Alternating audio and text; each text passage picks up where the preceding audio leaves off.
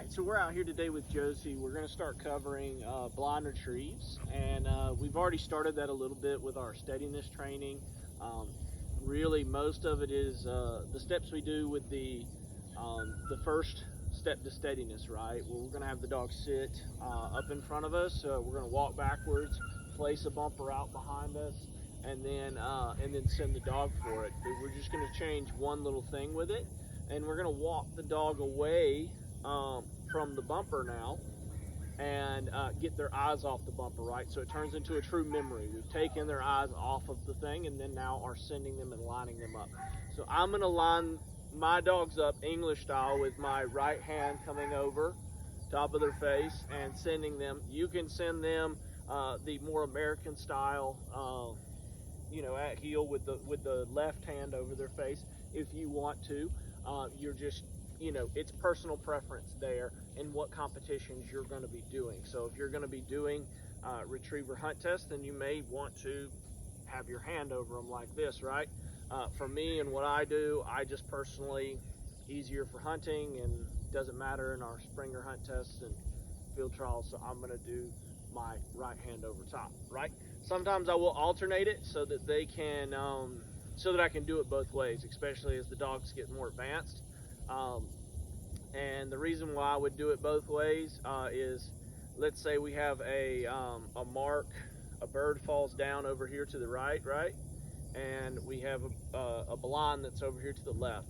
So if I am sending the dog right here and the dog's seen, a young dog has seen that bird fall over there, a lot of times it's hard to get their head off of that bird and to keep them from going for it, especially if the blind and the bird are pretty close.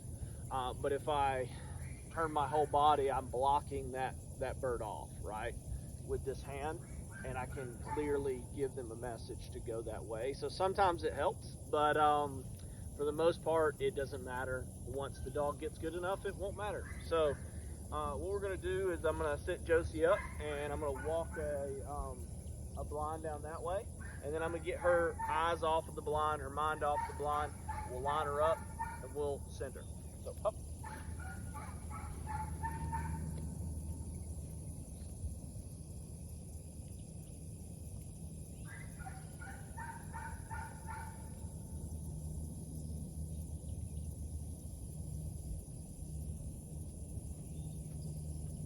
So we want to start at a relatively short distance, nothing too far about where you were doing your steadiness drills at, right? So come here, leave that, come here, here, good girl, here,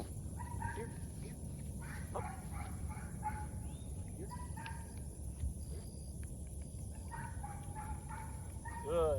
good. So getting her, no, come here, up. So good. So I'm getting her lined up. Her back's in a good position now. Hup. So I'm just going to take my hand. I'm going to put it on her backside so she doesn't go, and I'm going to line her up. Dead. Josie, get up.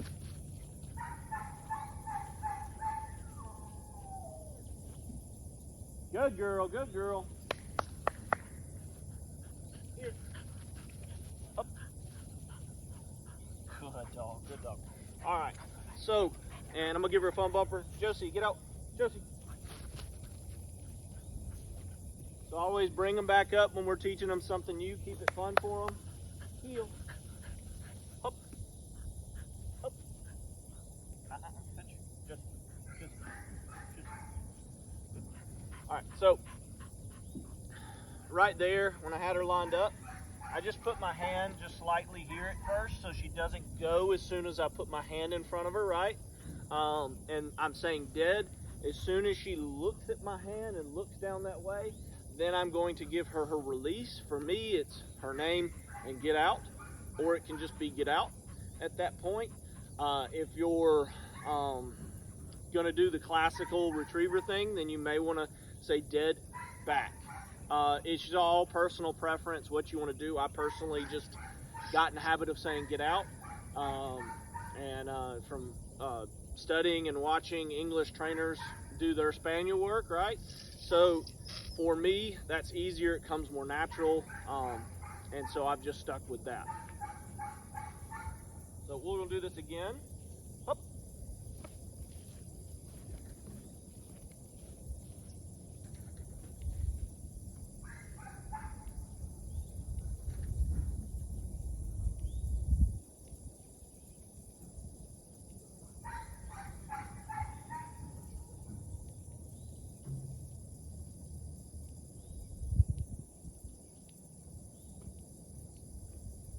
And so if your dog's having trouble lining up, right, and getting in the right position, you can throw a leash on the dog at this point and get them there. She works better without a leash, so that's why she's not leashed. If I was doing this with a dog who struggles getting into positions or needs just a little bit of leash pressure to get into the right position, I just throw a small light slip lead on the dog, and that way I can put them into the right position. So heel, leave that, come here. Heel, here, here, good girl. Good, up, up, dead. Here, stop, up, because she went before I said anything. Up, dead, dead. Josie, get up.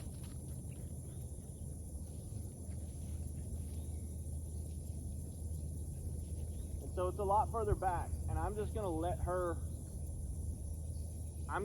work, because, right, Josie, good girl, good girl, good girl.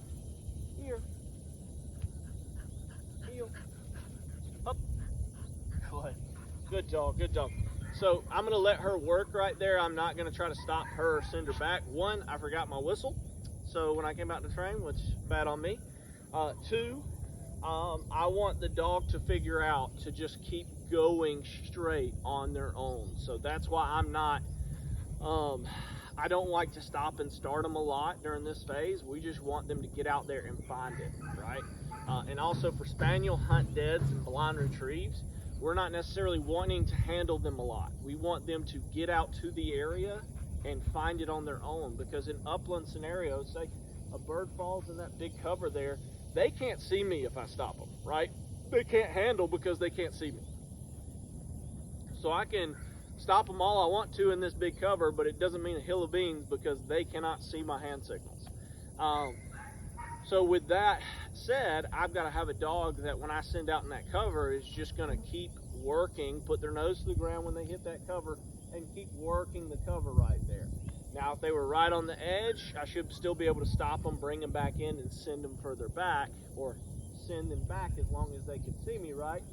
But if I'm going to let her, she's going to walk off and go in the shade back behind the camera, and I'm going to talk a little bit. So with this drill, it's too hot for us to do it multiple times out here, so you also need to take that into account. What happened was we filmed us doing this drill, and then I realized the camera wasn't on. So, so she's done it a few times now. But what tends to happen is the dogs will break down a little bit early and start searching, and we are not going to handle them through that, right? So we're not going to stop them and handle them back. I want the dog to search until they find the bumper. The dog will correct themselves eventually as they do this drill, and just eventually run straight to where the bumper is, all right? And we're going to put it in the same place each time until they're running straight to that bumper. Then we're going to start moving the bumper further and further back until we get the distance we want the dog to run. So personally, I like my personal dogs to be running a straight line all the way to that middle tree that's right in line with me, in the back there. So if the dog will run a straight line to that middle tree in the back, then I know that dog can run any blind in a straight line that I want it to run for my hunting purposes, right? So most of the time I'm not going to shoot something and it's going to go past that tree. So that's as far as back as I'm going to get. Once I get that distance, so let's say I put the bumper down at that tree each time, and I'm sending the dog, and the dog is going back that far each time, not stopping early, just going straight to the bumper, right? So then what we're going to do is we're going to switch it up, and we're going to start leaving the dog in the dog box, putting the bumpers at the tree, and then we bring the dog out without walking over there to place anything, and we send the dog along this line to go to the tree over there, right? And the dog at that point, they've run it tons of times, and they have confidence that there's something over in that tree, and they know what dead means because we've done it over and over again.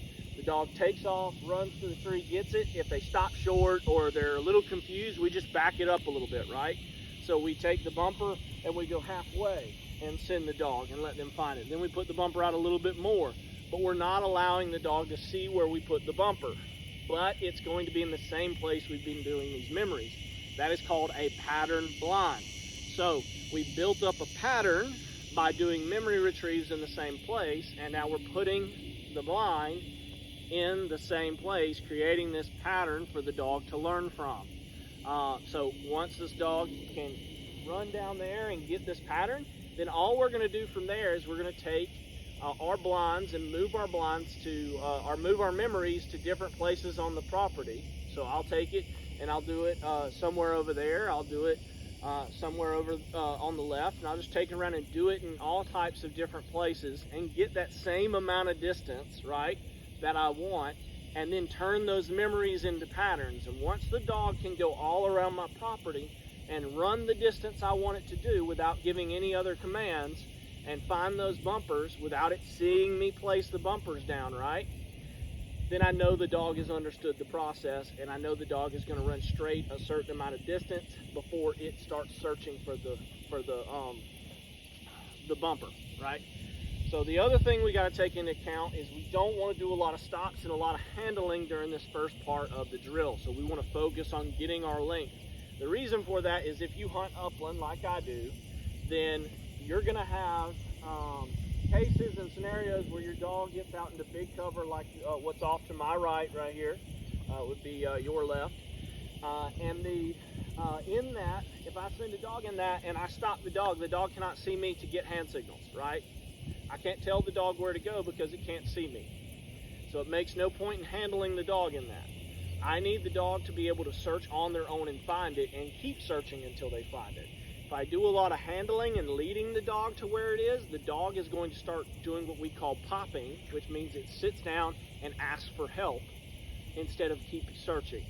And so we don't want that, because we want a dog that will get in the cover and hunt the cover until they find it. So we're going to build that through these memories, and we're going to focus a good portion amount of time on memories and pattern blinds, and the dog hunting for what they want to find. So after we've done this in low-level cover, and we've gotten the dog running the distances in low-level cover all around the property, then we're going to take it to the next step, and we're going to make it run through cover in that same amount of distance, right? So we're going to build this dog up to where it doesn't matter if there's cover or not. The dog is going to run the straight line as far as we want it to run until it finds something, and we'll hunt until it finds it. And so that's kind of our first steps of pattern blinds. Now you can also, I didn't use a leash here with Josie because she operates better without a leash on. She just overall has a better demeanor without the leash on. So, so what if you need a leash though to get your dog into the heel position and for your dog to learn, then go ahead and put the leash on the dog. Now the other thing you probably saw me do is I put my hand on the dog's back, lower back, before I put my hand down. That is so the dog doesn't break on my hand motion going out, right? So I'm saying dead, I put my hand out, and then I'm sending the dog. If you're gonna do it traditional retriever, American retriever style, right? With your hand by your side and you're sending them off this side, you probably want to put a leash on the dog so that you can stand like this and you can put your hand above their head and they can't break because you've got the leash, right? The reason I'm doing it the English style, which is like this, is I just got in the habit to it over studying what the guys do over in England. I personally go to it a little bit easier. It's just a habit of mine, but I do it either way with the dogs because I believe both of them have their benefits. So that's the basics of this drill and the things you want to look out for. The biggest thing is you want the dog's body completely aligned. So I want the dog's head and tail looking in the same direction, which is straight at the blind before I send the dog, right? So that is one thing that I'm looking at, and I want the dog looking in the direction of my hand where the blind is. So that is things that you want to make sure that you're keeping up doing. So I'm not going to send the dog until they're looking the way I want. I personally say dead to signify that the dog, this is a blind. And then I say their name and get out, or just get out, which is my back command. So if you're doing traditional retriever training, you're going to say back instead of get out, right? And that is pretty much all you need to know about this first drill.